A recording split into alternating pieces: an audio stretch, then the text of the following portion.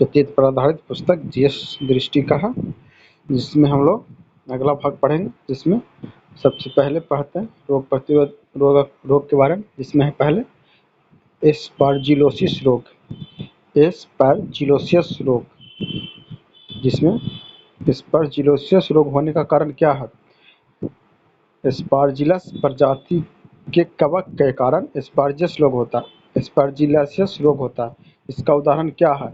Aspergillus फ्लेवस और Aspergillus फ्यूमिगेट्स है, और एस्परजिलस नाइजर इसका उदाहरण है एस्परजिलस रोग का। और इसका लक्षण क्या क्या है? दम का घुटना, महक न आना, और प्रभावित अंग क्या है? फेफड़ा। एस्परजिलस रोग से प्रभावित होने वाला अंग क्या है? फेफड़ा। उसके बाद है अर्गटॉपई रोग। इरोगोटिज्म होने का कारण क्या है? क्लेवीसेपस परपुरिया कवक के कारण इरोगोटिज्म रोग होता है, जो उसको अर्गटॉपच रोग कहते हैं। संचार का माध्यम क्या है? संदूषित अनाज का उपभोग करना। जो खराब अनाज है उसका उपयोग करने से अर्गटॉपची रोग होता है। इसका लक्षण है दस्त, उल्टी, हाथ पैर में संवेदनाएं खत्म हो जाना, ड्रॉपसी आदि। और प्रभावी अंग क्या है? पाचन तंत्र और तंत्रिका तंत्र इससे प्रभावित होते हैं। और परीक्षा उपयोगी तथ्य में पढ़ते हैं हम लोग, नवजात शिशुओं को दिया जाने वाला ट्रिपल एंटीजन टीका बचाव करता है किसको? डिप्थीरिया को, कुकर खांसी और टीटनेस से बचाव करता है। क्लास्ट्रीडियम बॉटुलियम बैक्टीरिया से उत्पन्न रोग क्या है? बॉटुलिज्म रोग है। WHO के अनुसार सर्वाधिक संख्या में प्राण लेने वाला रोग क्या है? तपेदिक, जिसको टीबी बोलते हैं। क्षय रोग, टीबी के परीक्षण हेतु विशिष्ट परीक्षण क्या है? मैनटॉक्स ट्यूबरक्यूलिन त्वचा परीक्षण या टीबी रक्त परीक्षण। दंत क्षय का कारण क्या है? स्ट्रेप्टोकोकस और म्यूटान्स एवं लैक्टोबैसिलस नामक बैक्टीरिया के कारण दंत का क्षय होता है। प्रमुख रोग और उत्तरदायी कवक, जिसमें सबसे पहले हम लोग पढ़ते हैं एथिलीट फुट किसके कारण होता है? कौन से कवक के कारण? ट्राइकोफाइटोन कवक के कारण एथिलीट फुट रोग होता है। और जियोट्राइकोसिस रोग होता है जियोटिकम कैडमियम कवक के कारण। दाद रोग होता है ट्राइकोफाइटन बेरुकोसम कवक के कारण।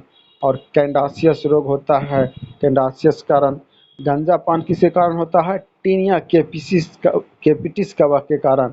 खाज जो होता है एस्केरियस स्केबिज कवक के कारण। और त्वचा प्रदत्त रोग प्रदाह है। उसके बाद दमा रोग होता है एस्परजिलियस फ्यूमिगेट्स कवक के कारण, जिसमें हम लोग पढ़ते हैं एल्फा टॉक्सिन 20। एल्फा टॉक्सिन 20 की उत्पत्ति कहाँ से हुआ?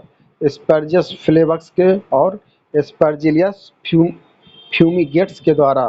पेंसिलियम आइसलैंडिकम आदि के द्वारा उत्पत्ति और कवकों के द्वारा भी उत्पन्न होता है। एफ्लोटिक्स 20 जो कि कवक के द्वारा उत्पन्न होता है। इसका संचार के माध्यम क्या है? मक्का और मूंगफली आदि संचार के माध्यम है। प्रभावित होने वाले कारक कौन है? यकृत, जिसको यकृत कैंसर के रूप में इसको बोलते हैं। एफ्लोटॉक्सिन 20 को यकृत में यकृत कैंसर के रूप में बोलते हैं, और इसका प्रभाव कैंसर कारक है। उसके बाद खाद्य योग कवक। कवक के खाने योग कौन है? छत्रक और गुच्छी। छत्रक और गुच्छी कवक के खाने योग भाग है। उसके बाद हम लोग पढ़ते हैं ब्लैक फंगस। ब्लैक फंगस का अन्य नाम क्या है? म्यूकोरामाइकोसिस इसका अन्य नाम है। दूसरा नाम है इसका पूर्व नाम माने पुराना नाम था क्या था? जाइगोमाइकोसिस। इसके कारण होने वाले रोग कौन क्या है? म्यूकोकाइमाइसिटिस कवक के कारण ये रोग होता है। और इसमें विशेष क्या है? कोविड-19 के संदर्भ में प्रमुख पोस्ट कोविड रोग बनकर उभरा, और मृत्यु का दर लगभग 54% है। प्रभावित होने वाला कौन ब्लैक फंगस से कौन कौन है? साइनस, फेफड़ा और मस्तिष्क। और जहरीला कवक कौन कौन है? अमानिटा जहरीला है, और लाइकोपर्डोन ये भी जहरीला कवक है। अनपरजीवी रोग, अनपरजीवी रोगों के कारक हैं प्रोटोजोआ, प्लेटी हेल्थनीज और निमोटोडा है। प्लेटी हेल्मनेथीज, उसके बाद काला काला जार ब्लैक फीवर का अन्य नाम क्या है? लिस्मेनियस रोग ब्लैक फीवर को कहते हैं। और ब्लैक फीवर से लिस्मेनिया डोनोवानी नामक प्रोटोजोआ के कारण ब्लैक फीवर होता है। इस ब्लैक फीवर का लक्षण क्या है? त्वचा तथा आंतरिक अंगों का श्लेष्मित कलाएं रोगग्रस्त हो जाना। और ब्लैक फीवर से प्रभावित अंग होता है त्वचा का संपूर्ण शरीर। ब्लैक फीवर से इसके रोग वाहक वाहक हैं बालू मक्खी, जिसको सैंड फ्लाई बोलते हैं, जो जिससे ब्लैक फीवर होता है। उसके बाद हम लोग पढ़ते हैं निद्रा रोग, स्लीपिंग सिकनेस, जिसको निद्रा रोग होने का कारण है ट्रिपोनोसोमा नामक प्रोटोजोआ के कारण निद्रा रोग होता है। निद्रा रोग के रोग वाहक हैं सीसी मक्खी। और इसके निद्रा रोग के लक्षण हैं दिन में नींद से बोझिल होना और ऊँघते रहना। निद्रा रोग का प्रभावित अंग है रुधिर, सेरिब्रोस्पाइनल शारीरिक द्रव, हृदय पेशियां और जनेब, जो कि निद्रा रोग के प्रभावित होने वाला अंग है। इसके बाद मलेरिया रोग, मलेरिया रोग से के खोजकर्ता कौन है?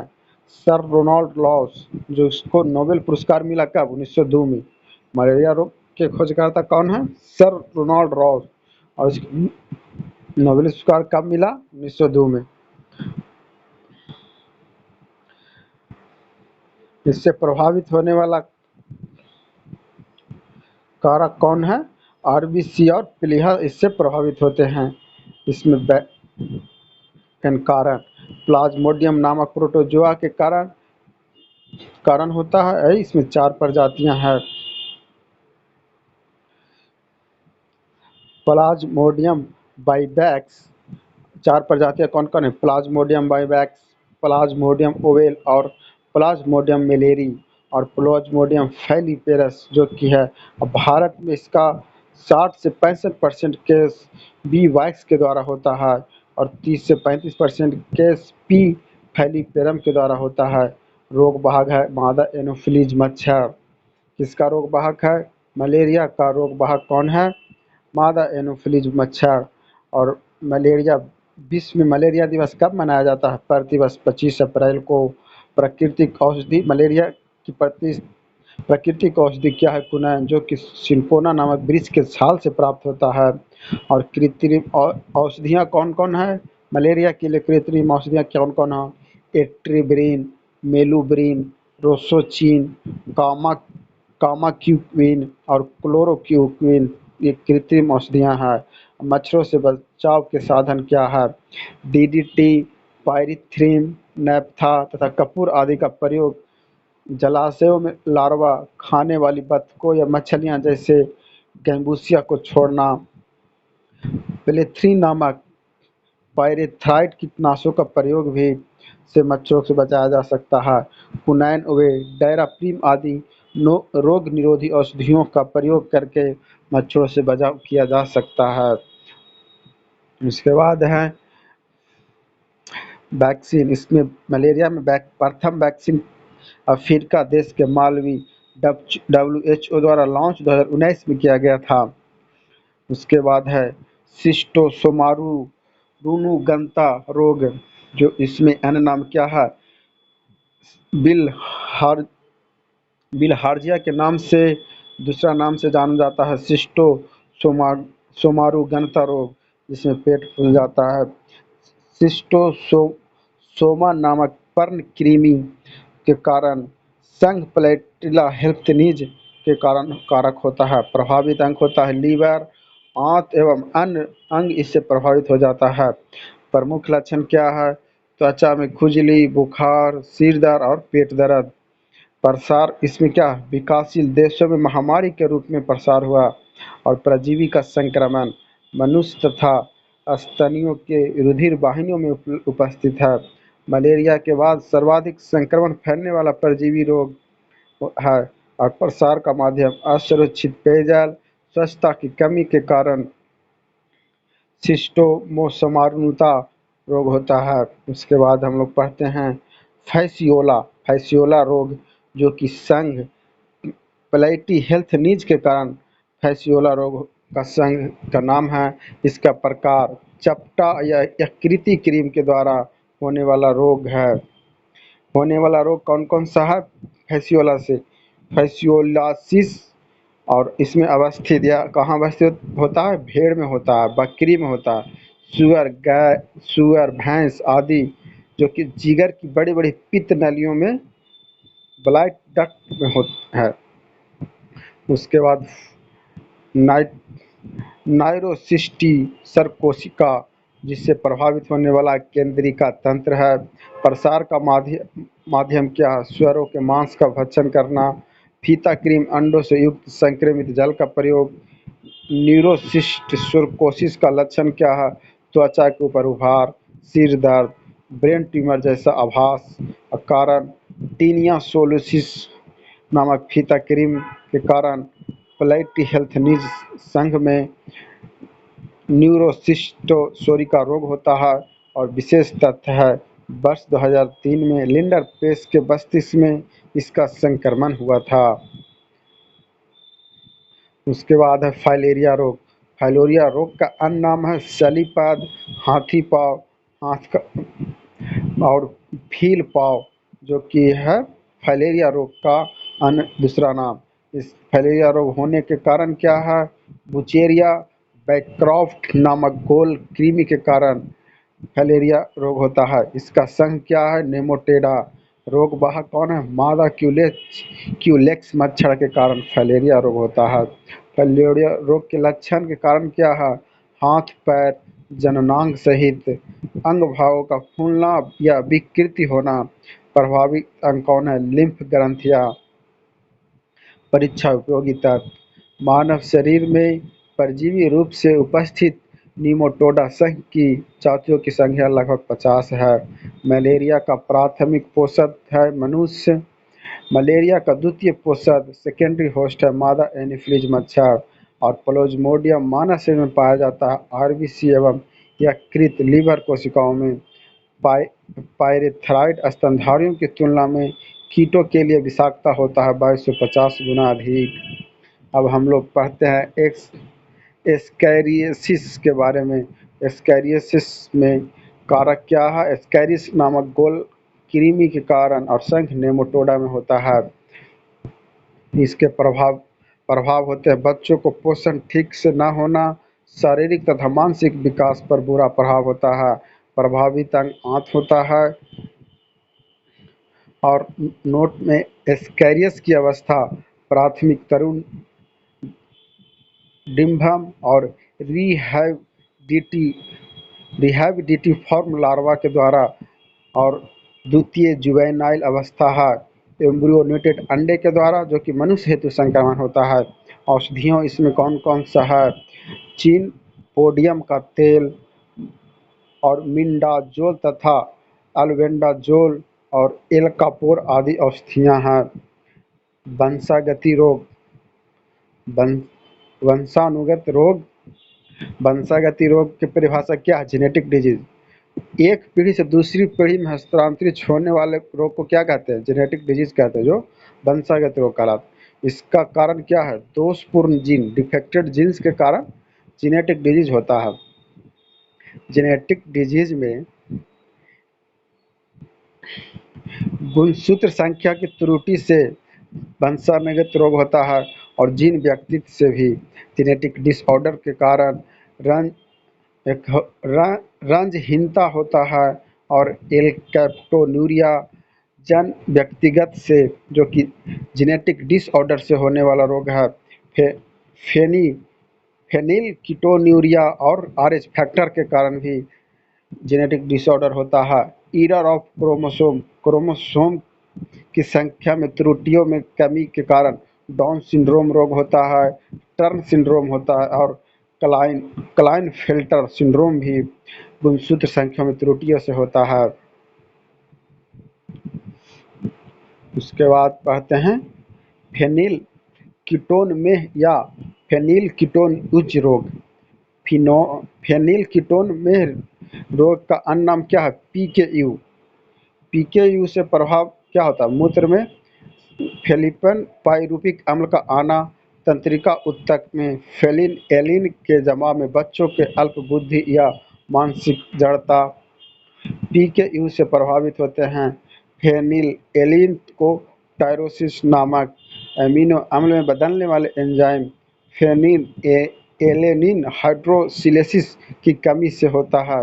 रुधिर में फेनिल एलिसिस की वृद्धि के कारण फेनिल कीटोन में रोग होता है।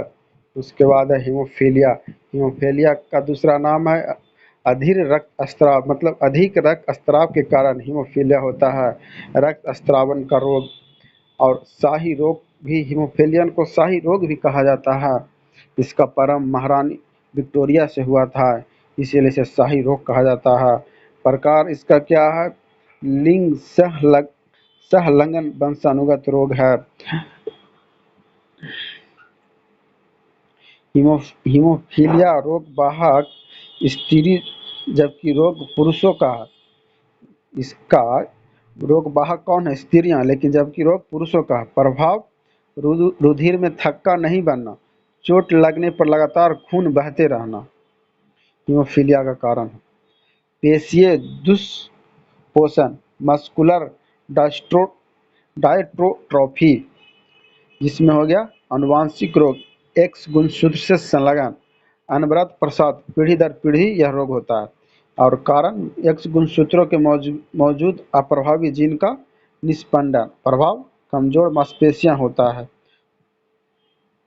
उसके बाद वर्णांधता। वर्णांधता का अन्य नाम लाल हरा अंधापन या डाल्टोनिज्म कहलाता है। प्रकार क्या है? अप्रबल एक्स संलग्न वंशागत रोग होता है।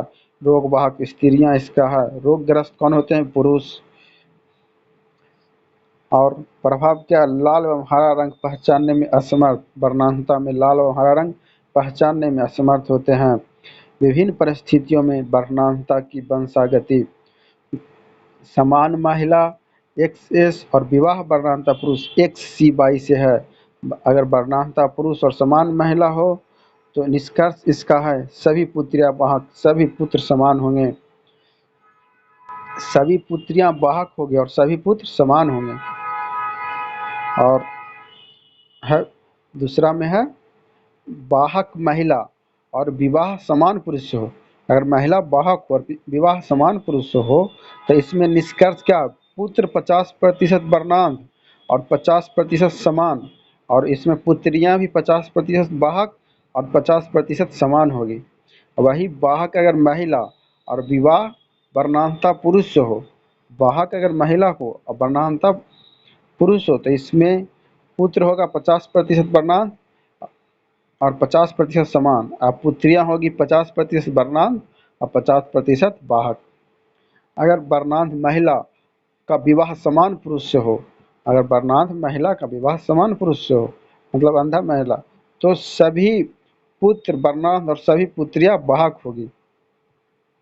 अब हम लोग पढ़ते हैं इलेक्टोन्यूरिया। इलेक्टोन्यूरिया होने का कारण क्या है? होमोजेनेटिसिस अम्ल का विखंडन नहीं होने से मूत्र में इसकी मात्रा बढ़ना और हेमोजेनेटिसिक डाइऑक्सोनाइज एंजाइम की कमी के कारण भी होता है। इसका प्रभाव है मूत्र में होमोजेनेटिस अम्ल का उत्सर्जन और जोड़ों में गठिया। थैलीसीमिया का प्रकार क्या है? अल्फा थैलीसीमिया और बीटा थैलीसीमिया है। थैलीसीमिया का इसका अभाव है हीमोग्लोबिन के संश्लेषण की क्षमता में अभाव और शरीर में अत्यधिक अरक्तता का प्रभाव है एनीमिया। गुणसूत्र संख्या की त्रुटि, टर्न सिंड्रोम और क्लाइनफेल्टर सिंड्रोम। टर्न सिंड्रोम में अब पढ़ते हैं। टर्न सिंड्रोम होने का कारण क्या है? लिंग गुणसूत्रों में केवल एक गुणसूत्र उपस्थित अर्थात मोनोसोमिक Y+X कारण टर्न सिंड्रोम होता है। प्रभाव इसमें स्त्री नपुंसक हो जाती है। और क्लाइनफेल्टर सिंड्रोम में लिंग गुणसूत्र की दो की जगह 3 ट्राइसोंड्रोम 44 प्लस एक्स एक्स वाई हो जाता है, तो इसका प्रभाव पुरुष नपुंसक नपुंसक हो जाता है। अब हम लोग पढ़ते हैं डाउन सिंड्रोम। डाउन सिंड्रोम का अन्य नाम क्या है? मंगोलीय जड़ता। और इसका कारण क्या है? 21वीं जोड़ी के गुणसूत्र में 2 के बजाय 3 गुणसूत्र हो जाते हैं, जिसको ट्राइसोमिया कहते हैं। डाउन सिंड्रोम से प्रभाव किसको होता है? प्रभावित पुरुषों में नपुंसकता हो जाता है। लक्षण: व्यक्ति का सिर गोल, गर्दन मोटी, खुला मुख तथा तिरछी आंखें होता है डाउन सिंड्रोम में। उसके बाद एल्बिनिज्म। एल्बिनिज्म का दूसरा नाम क्या है? रंगहीनता। रंगहीनता होने के कारण, आनुवंशिक विकार के कारण शरीर में मेलिन पिगमेंट की अनुपस्थिति, एंजाइम का अभाव भी होता है एल्बिनिज्म में। एल्बिनिज्म का प्रभाव कहाँ होता है? त्वचा, बाल, आँख में रंग का अभाव होता है और मेलेनिन के अभाव से हानिकारक पराबैंगनी विकिरणों की प्रति सुभेद होता है।